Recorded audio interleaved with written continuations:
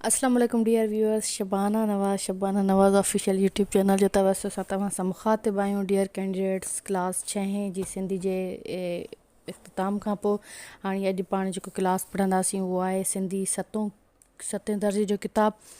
सिंधी सतें दर्जे जो जेको पहिरियों सबक़ु आहे उहो हमद आहे ऐं उन हवाले सां पहिरियों सुवालु आहे त इलाही करम कर असां ते करारी, आहियूं असल खां सभु ॾुखिया ऐं ॾोहारी, ॾिजी दीन ईमान पंहिंजे करम सां, कसूं कल्ब मां कोरे कढिजी कुफ़ारी। सवालु आहे त मथिएं बेत जो ख़ालिक़ केरु आहे? अदल सुमरो, शाहब लतीफ़ भिटाई, सचल सरमस्त या मिर्ज़ा कलीच बेग। इन जो सही जवाबु आहे मिर्ज़ा कलीच बेग। उन खां पोइ सवाल नंबर ॿियो आहे त मथियूं सिटूं शाइरी जी कहिड़ी सिंफ़ सां तालुक़ु रखनि थियूं? बेत, हमद, नात या नज़म।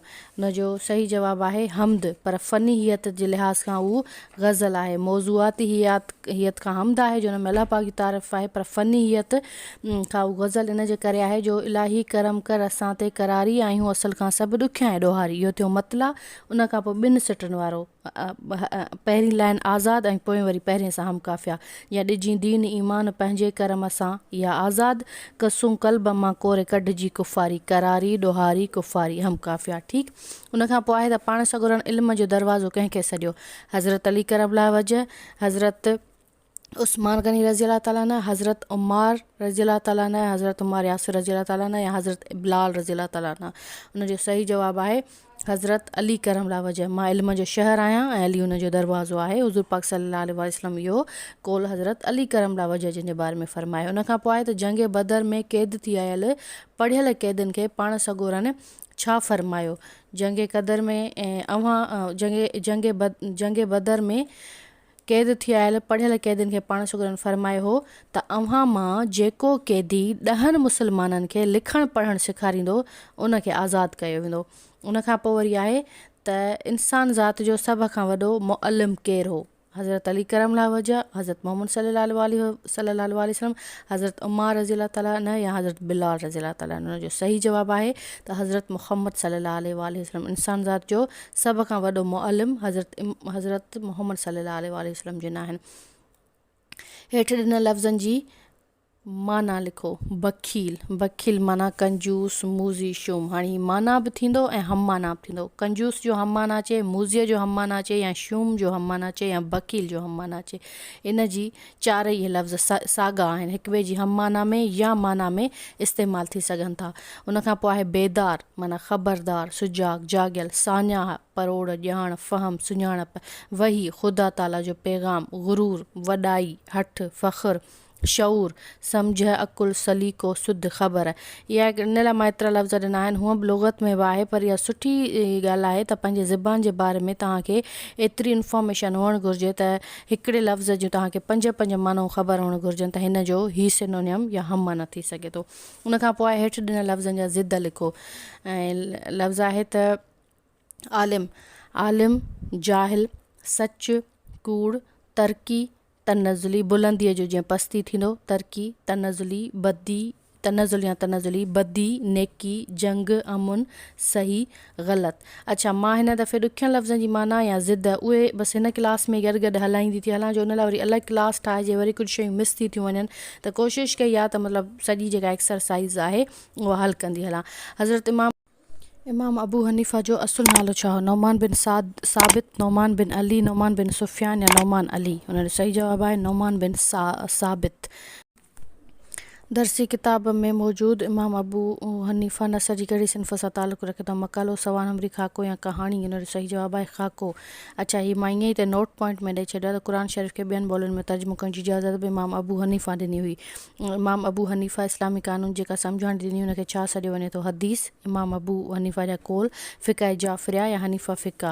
उन जो सही जवाबु आहे हनीफ़ा फ़िक़्ह। मुजतहिद लफ़्ज़ जी माना छा आहे? मुजतहिद, ज़ाकिर, नेकूकार, परहेज़गार, या मुजद्दिद। उन जो सही जवाबु आहे मुजद्दिद या अलाह जो बानो। उन जो सही जवाबु आहे नेकूकार या परहेज़गार। हेठि ॾिनल लफ़्ज़नि जा ज़िद लिखो। आख़िरी, पहिरियों, आसान, मुश्किल, ओखो, सोखो, इनकार, इकरार, हाकिम, महकूम, सवलाई, ॾुखियाई। उन खां पोइ आहे सबक़ चोथों, सो शुक्र साहब संदा सरदार आयो मंझि अरब, हमद हादीअ खे हीअं जो हार आयो अरब, कुल नबी जहनूर जूं ख़बरूं कंदा विया ख़ल्क़ सां, सो सचो सैयद करे सिंगार आयो मंझि अरब। शाइरीअ जे मथियनि सेटुनि जो ख़ालिक़ केरु आहे? अदर सुमरो, हाजी अहमद मुला, इमदाद हुसैनी या मिर्ज़ा कलीज बेग। उन जो सही जवाबु आहे हाजी अहमद मुला। मथियूं सेटूं शाइरीअ जी कहिड़ी सिंफ़ सां तालुक़ु रखनि थियूं? बेत, हमद, नात या नज़ब। उन जो सही जवाबु आहे नात। मौज़ूआती लिहाज़ खां इहो शेर नात सां तालुक़ु रखे थो, पर फ़नीहियत जे लिहाज़ खां उहो ग़ज़ल आहे। उन खां पोइ वरी सेम अचूं था, हेठि ॾिनल लफ़्ज़नि जी हम माना लिखो। त्योहार, ॾिण या ॾींहुं, इतिहाद, एको, मतभेद, बिना कंहिं फ़र्क़ जो, चिरागा, रोशनी वारो, अज़ीम, इज़त वारो, शान वारो, मान वारो, आज़ादी, ग़ुलामी, रीतूं, रस्मूं, ताक़ीद, हिदायत, पैगाम, न्यापो।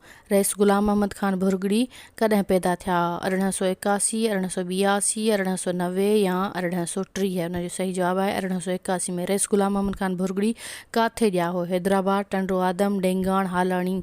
उन जो सही जवाबु आहे डेंगाण, ज़िलो खैरपुर में। रईस ग़ुलाम अहमद ख़ान भुरगड़ी विलायत मां कहिड़ो इम्तिहान पास कयो हो? तालीम जो, बैरिस्ट्री जो, डॉक्टरी जो, सियासत जो। उन जो सही जवाबु आहे बैरिस्ट्री जो, इंग्लैंड मां। उन खां पोइ आहे त रईस करीम मोहम्मद रईस ग़ुलाम अहमद ख़ान भुरगड़ी जो हैदराबाद में कहिड़ो कॉलेज खोराइण में हथो? हैदराबाद जो national college, Zubaida college, Qasimabad college या सचल कॉलेज। उन जो सही जवाबु आहे हैदराबाद जो national college. Rice Ghulam Ahmad Khan Bhurgri कहिड़े नाले सां हैदराबाद में अख़बार जारी कराई? सचार, हारी अख़बार, अल तौहीद या अल अमीन। उन जो सही जवाबु आहे अल अमीन। रईस हैदराबाद मां अल अमीन नाले अख़बार जारी कराई। रईस ग़ुलाम अहमद ख़ान भुरगड़ी कहिड़े सन में वफ़ात कई? 1920, 1901, 1923, 1924। सही जवाबु आहे 1923। रईस ग़ुलाम अहमद ख़ान भुरगड़ी काथे दफ़न थियल आहे? डेंगाण, नौशहरो, खैरपुर मीरस या हैदराबाद? डेंगाण शहर में दफ़न थियल आहे। रईस ग़ुलाम अहमद ख़ान भुरगड़ी सिंध जो पहिरियों आबादगार हो जंहिं देश जो कारखानो क़ाइमु कयो। छा जो कारखानो क़ाइमु कयो? बर्फ़ जो, तेल जो, कपह जो या खंड जो?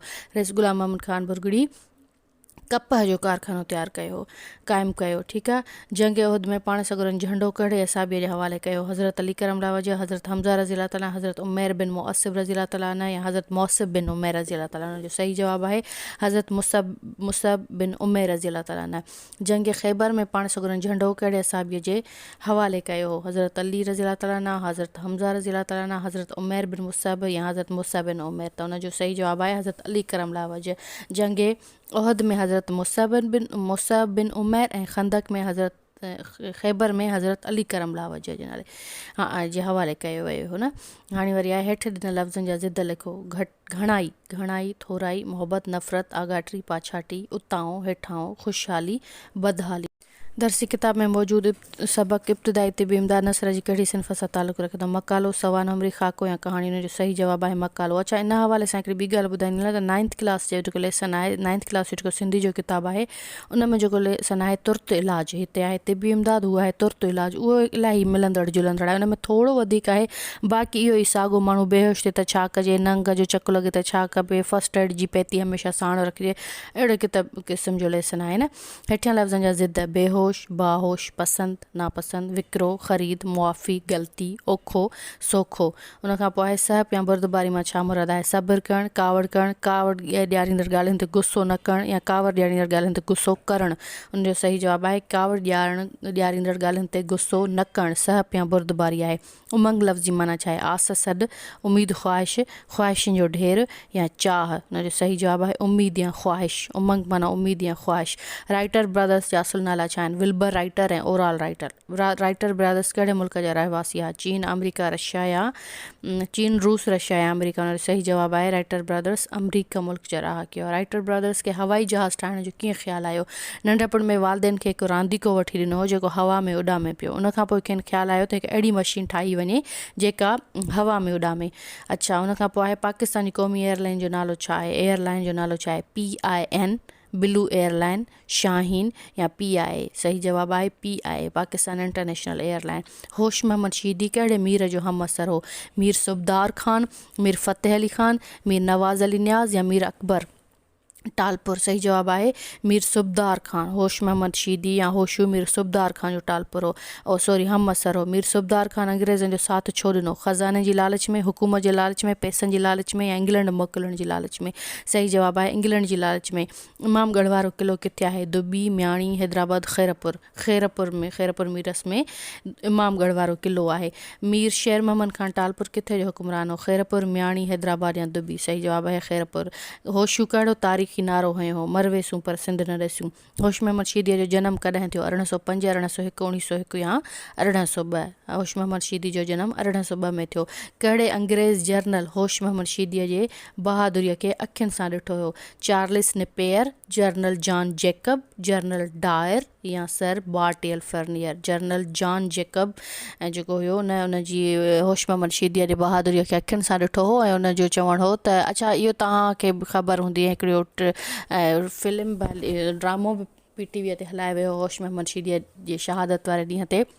त चवंदा होश मोहम्मद शीदी वफ़ात कंदो आहे त जेको अंग्रेज़ जर्नल हूंदो आहे उहो उनखे सलाम पेश कंदो आहे। ऐं जॉन जैकब अंग्रेज़ जर्नल जो चवणु हो त मूं पंहिंजी ज़िंदगी में 17 जंगियूं लड़ियूं आहिनि पर अहिड़ो को बि बहादुर मूं न ॾिठो जेको एॾो मुनज़िम तरीक़े सां पंहिंजे देश जे लाइ विढ़ियो हुजे। अच्छा फिज़िक्स कहिड़ी ॿोली जो लफ़्ज़ आहे? हिंदी, अरबी, अंग्रेज़ी, यूनानी? अंग्रेज़ी ॿोली जो लफ़्ज़ आहे फिज़िक्स। फिज़िक्स छा खे चइजे थो? सॉरी यूनानी ॿोली जो लफ़्ज़ आहे। अंग्रेज़ी फिज़िक्स यूनानी ॿोली जो लफ़्ज़ आहे। मे बी तव्हांखे उन में स्लाइड में बि अंग्रेज़ी ईंदो हुजे पर इट्स माई मिस्टेक। इन लाइ मां तव्हां मुंहिंजे वॉइस खे हिते नोट कयो वञे त फिज़िक्स यूनानी ॿोली जो लफ़्ज़ आहे। ठीकु। ऐं उनखां पोइ आहे त फिज़िक्स छा खे चइजे थो? धरतीअ जो नंढिड़ो गोलो जेको मादे मां ठहियलु आहे उनखां अलावा ॿिया बि अकी चार काइनात ऐं गिरह आहिनि उन जी ॼाण खे फिज़िक्स या तिबी दुनिया सॾिजे थो। उनखां पोइ आहे त इल्मु तिबियात केतिरनि शाख़ुनि में विरहायल आहे? ऐं फिज़िक्स केतिरनि ई शाख़ुनि में विरहायल आहे जीअं हरकी, बरकी, मक़नातीसी, नहरी, एटमी ऐं फ़ल्कियाती फिज़िक्स वग़ैरह।